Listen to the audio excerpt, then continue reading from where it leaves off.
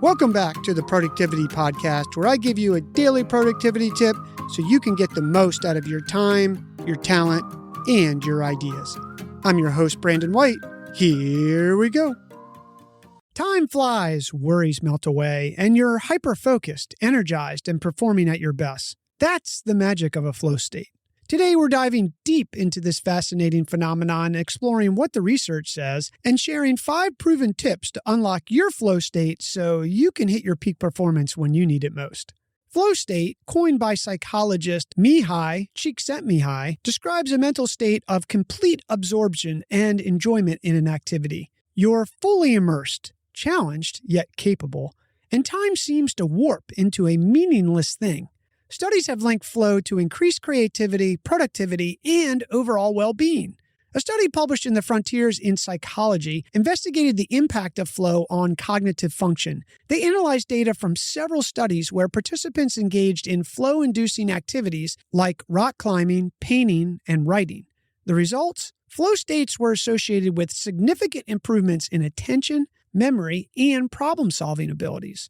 Here's how to unlock your flow. First, it's important to understand that you cannot always put yourself into a flow state just by willing it into action.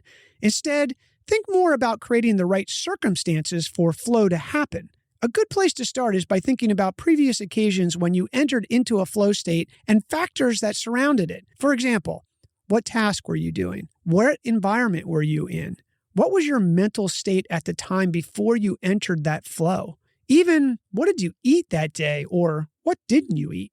Once you have a rough understanding of what allows you to enter flow, you can apply this to other tasks. For example, you might realize that you need a quiet environment or that you work better with background noise in a coffee shop. A trick I use to be able to replicate flow once I've adjusted my surroundings is that I created a cue that helps me remember and slip into the state. My cue is touching my thumb to my first 3 fingers. Think 1, 2, 3. It sounds a little strange, but think of it just how the famous psychologist Pavlov matched the sound of a bell with food for his famous dog experiment. Anytime the dog heard the bell, the dog salivated. I did the same thing with this cue. Now, it's not magic. I have to have my environment correct based on the task that I'm doing, but it helps me remember what it feels like and nudges me into that flow state. Try pairing some sort of cue like this the next time you're in your flow. Here's 5 other strategies to help you get into your flow state. Number 1, make sure you're allowing enough time to get into the flow.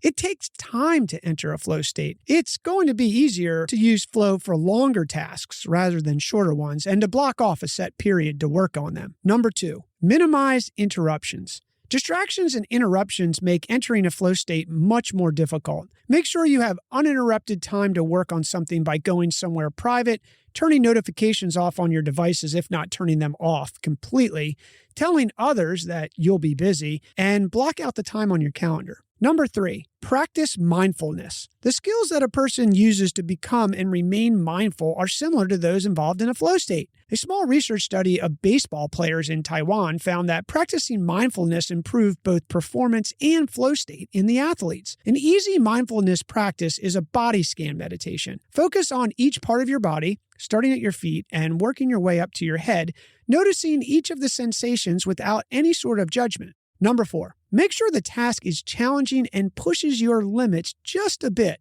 Not excessive, but not too easy. And number 5, not all tasks are flow stateable. Tasks that are dull, repetitive, or too easy may not induce a flow state, so don't get discouraged if it doesn't happen. Target tasks that are enjoyable, meaningful, or challenging. Remember, flow state isn't a switch that you flip on and off. It's a practice and takes experimentation. But by incorporating these tips and exploring activities you truly enjoy, you can unlock your flow potential and experience peak performance both personally and professionally. So get out there, explore, and find your flow. Your move.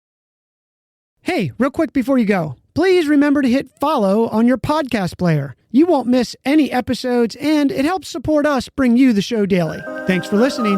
We'll talk tomorrow.